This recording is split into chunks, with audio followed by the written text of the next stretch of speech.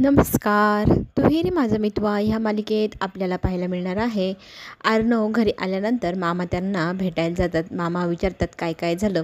त्यावेळेला तो सांगतो व्यवस्थितपणे मी त्याला बांधून ठेवलं आहे. आता अजिबात काळजी नाही. आता आपल्याला ताईला आणि ईश्वरीला सत्य सांगायची वेळ आली आहे.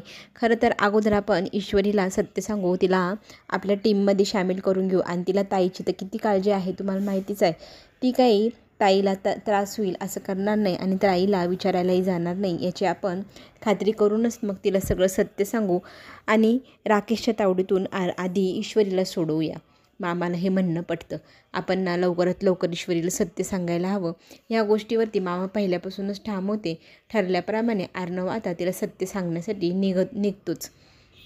इकडे ईश्वरी तिच्या वडिलांना भेटायला आलेली असते गणपती बाप्पाचा प्रसाद घेऊन आणि ती दाखवत असते तिच्या बाबांना उकडीचे मोदक, बाप्पाचा प्रसाद तुमच्यासाठी आणला आहे आणि तुम्ही असे किती दिवस इथे आराम करणार आणि तुम्हीच तर म्हणतात ना आराम हराम आहे, मग तुम्ही अजून किती वेळ असा आराम करणार. लवकर उठा बरं. मला ना काय काय स्वयंपाकात जमत नाही त्याचं प्रमाण तुम्ही मला सांगा. मी काही गोष्टी विसरून गेले, ते तुमच्याकडनं शिकायचं आहे अजून, असं म्हणत ती बाबांशी गप्पा मारत असते. गप्पा मारता मारता ती रडू लागते. बाबा शुद्धीवर कधी येतील ह्या गोष्टींनी तिला त्रास होत असतो आणि देवाकडे प्रार्थना करत ती त्या रूममधनं बाहेर पडते. इकडे राकेशला भेटायला पुन्हा एकदा अर्णव आलेला असतो. अर्णवला लक्षात येतं की राकेश पळून जायचा प्रयत्न करत आहे. त्याने त्याचे स्वतःचे पाय पण सोडवले आहे. इकडे तो घर जावे म्हणत राकेशला हाक मारतो आणि त्याला उठवतो आणि घर जावयाला उठून बसवा असं सांगत त्याची माणसं त्याला बसवतात. तिथे बसून तो सांगू लागतो मी तुला आणखी 2 दिवस तरी इथे ठेवेल. त्यावेळेला तो म्हणतो माझी अंजली मला शोधायला नक्की येईल, कारण तिला 2 दिवस मी भेटलो नाही, माझा काही पत्ता लागला नाही. हे कळल्यानंतर ती जास्तच तिला स्वतःला त्रास करून घेईल आणि नक्कीच मला शोधायला बाहेर पडेल. त्यावेळेला अर्णव म्हणतो ह्या गोष्टीचा विचार मी केला नाही का. अरे केला आहे मी हा विचार, पुढचा प्लॅन पण मी केला आहे बघ. मेसेज पण टाकले मी सगळ्यांना, ईश्वरीला पण टाकला. ईश्वरी पण ओके बोलली. तू लवकर नाही आला तर ती पण काही टेन्शन घेणार नाही असं म्हणत तो त्याच्याशी बोलू लागतो. मात्र आता राकेश अर्णवला म्हणत असतो की गाफील राहू नको, कधी कोणती बाजी पलटी होऊ शकेल याची तुला कळणारही नाही आणि ती बाजीही पलटून जाईल. त्या गोष्टीचा अर्णव काही आता विचार एवढा करत नाही.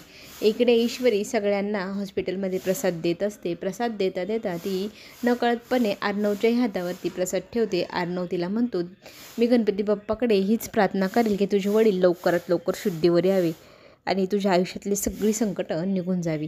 त्यावेळेला ईश्वरी चिडते.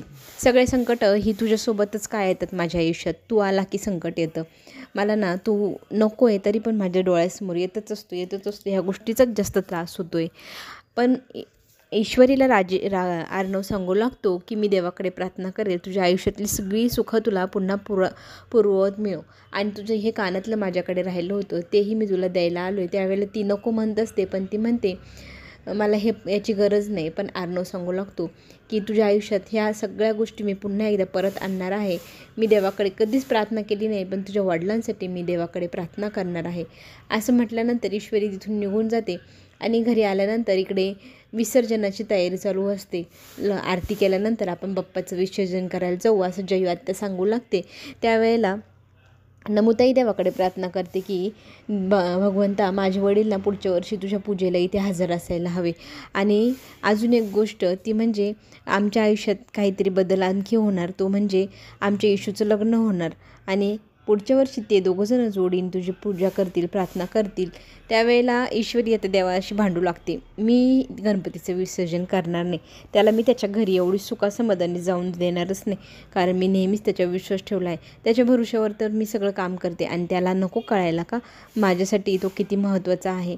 मी ना विसर्जनच करणार नाही. तर हा कसा घरी जातो बाप्पा मी बघतेच. जोपर्यंत माझे बाबा शुद्धी होऊन येणार नाही तोपर्यंत मी गणपती बाप्पाला त्याच्या घरीच जाऊ देणार नाही असा हट्ट आता इकडे ईश्वरीने केला आहे.